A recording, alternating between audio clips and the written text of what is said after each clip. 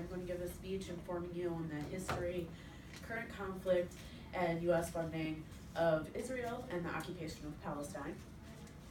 Since September 2000, over 11,000 lives have been lost, approximately 2,200 of them children. An entire population of people have been left without homes, and unemployment rates up to 44%. This is the current state of the occupation of Palestine. In the late 1800s, a Jewish extremist group in Europe, referred to as Zionists, sought to create a Jewish homeland. After considering locations in Africa and the Americas, they settled on a land called Palestine. The 86% Muslim, 10% Christian, and 4% Jewish population lived in peace for decades. As more Zionists immigrated to Palestine, with talks of taking over their land for a Jewish state, natives became unsettled. Fighting and violence increased, and in 1947, the United Nations decided to intervene. The UN did not adhere to the typical principle of self-determination of peoples, in which the people themselves create their own system of government. Rather, under considerable Zionist pressure, the UN recommended giving 55% of Palestine to a Jewish state, although the group only represented about 30% of the total population and owned just about 7% of the land. After the UN's decision in 1947, conflict escalated between Zionist and Arab armies. By the end of the war in 1979, the Jewish state, now called Israel, conquered 78% of Palestine, leaving approximately 750,000 Palestinians refugees. A new map was drawn, giving the cities, rivers, and hillocks new Hebrew names, and Israel began to deny the very existence of the former population of Palestine. Former Israeli Prime Minister Golda Meir was widely quoted once saying, and in the Sunday Times on June 15, 1969, there was no such thing as Palestinians. The conflict did not end there, unfortunately. In 1967, Israel conquered more Palestinian land in the Six-Day War by launching a surprise attack on Palestinian ally Egypt.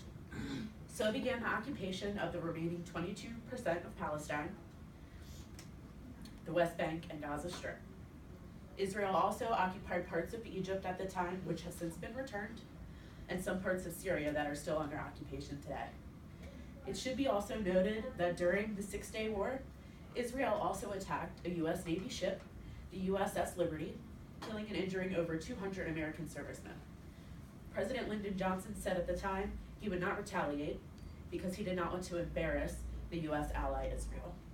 This incident was widely covered up in U.S. news media. In fact, in 2004, a high-level commission chaired by former chairman of the Joint Chiefs of Staff, Admiral Thomas Moore, investigated the attack and found that, quote, the White House deliberately prevented the U.S. Navy from coming to the defense of the ship.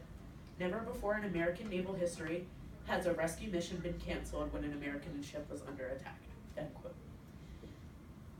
Still, the conflict continued, and still continues today. And why is this? According to IfAmericansKnew.org, an organization determined to educate Americans on the occupation of Palestine, there are two primary issues at the center of this continuing conflict. First, there is the inevitably destabilizing effect of trying to maintain an ethnically preferential state, particularly when it is largely of foreign origin. The original population of what is now Israel was 96% Muslim and Christian, yet the refugees are prohibited from returning to their homes in the Jewish state, and those within Israel are subjected to systematic discrimination.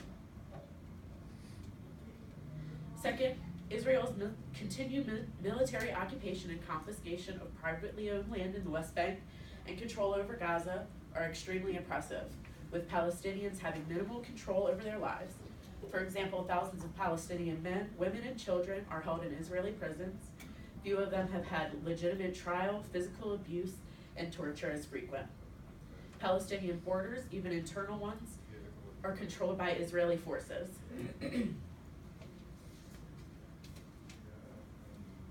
And you may be wondering why this should matter to you, as Americans living in what seems a world away.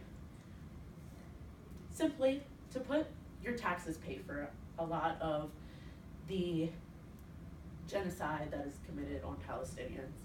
According to the 2015 Congressional Research Services report, U.S. foreign aid to Israel, written by Jeremy Sharp, specialist in Middle Eastern affairs, U.S. taxpayers give the state of Israel an approximate average of $10.2 million per day, and since its creation, have given more U.S. funds to Israel than any other nation.